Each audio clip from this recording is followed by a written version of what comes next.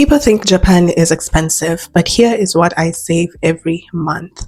Welcome back to the channel. My name is Upendo Nice Barasa. In case you're new here, make sure to subscribe to the channel. And if you end up enjoying this video, please like and leave a comment down below.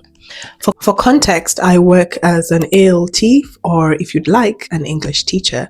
I've been here for the last 2 years, and usually the salary range for teachers in Japan is between 200,000 to 250,000 yen. My major expenses are usually rent, transportation, utilities, and food. When it comes to transportation in Japan, usually the company is responsible for that. Therefore, it's usually reimbursed by the end of the month. So I never have to take it out of my actual paycheck. I do have a cost of living video up, I think 2 of them, but just to paraphrase for the sake of this video, my rent is 58,000 yen for a 2 LDK. For food, I spend roughly between 10,000 to 20,000 yen depending on the month, and for utilities depending on the season, but it's usually the cheapest I have paid is 15,000 yen for everything, and the most expensive I have paid is 25,000 yen, and that is during winter. I'm going to give a range of how much I save on a good month, an average month, and a bad month. Let's start with the lowest. On a bad month, I would save anywhere between 30,000 yen to 50,000 yen.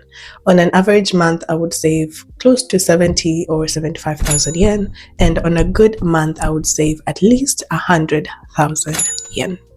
Let's talk about what affects your savings. So one, location. If you live in a city or a larger city like Tokyo, Osaka, Kyoto, your expenses are going to be much higher. But if you live in the rural side of Japan, you will spend way less. But sometimes it also just depends with the type of apartment, how far it is from the station. So sometimes if your apartment is very far from the station, sometimes it would be cheaper compared to somebody who lives very close to the station. Another thing would be your lifestyle. So if you're the kind of person who enjoys partying over the weekend, going to clubs, drinks, traveling, that could greatly impact how much you save.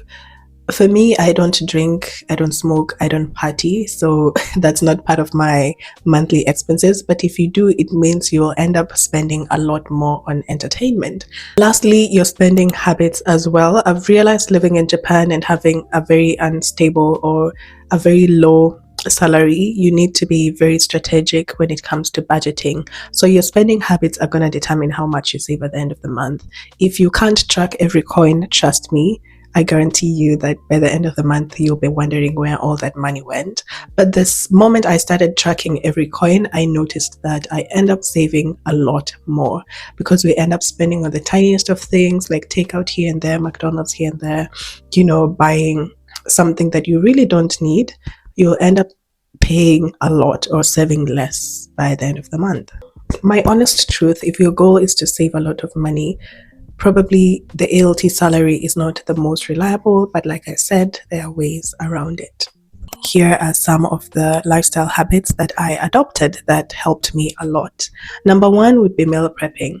First of all, I tend to buy my food in bulk on websites like Shinjuku Halal. They do have a lot of meat and a very good variety, and some types that you wouldn't really find in grocery stores in Japan. So things like meat, chicken breast, mutton, fish, I always get them from Shinjuku Halal. And on months where I don't spend much on meat, I end up spending like 10,000 yen on groceries because all I have to do is just buy the daily necessities like milk, eggs, vegetables, fruits. At the moment you start being very intentional with your budgeting, you'll notice that by the end of the month, you end up saving a lot more compared to when you're not tracking your expenses. The last way I would recommend you guys to save a lot more is limiting on travel. Japan is a very touristic country. There's always something to do, an activity, an event, a place to go. Probably you're the kind of person who moved to Japan to teach English, but also to explore. So if you really want to save a lot more, probably limit your travel and maybe travel only during summer so that you have saved enough. If you want to take 3 trips in a year, obviously that's going to impact your savings. But if you save and then do 1 major trip, I think that could be cheaper. I hope this video helped you guys to budget your money wisely or just set an expectation of how much money you can expect to take home.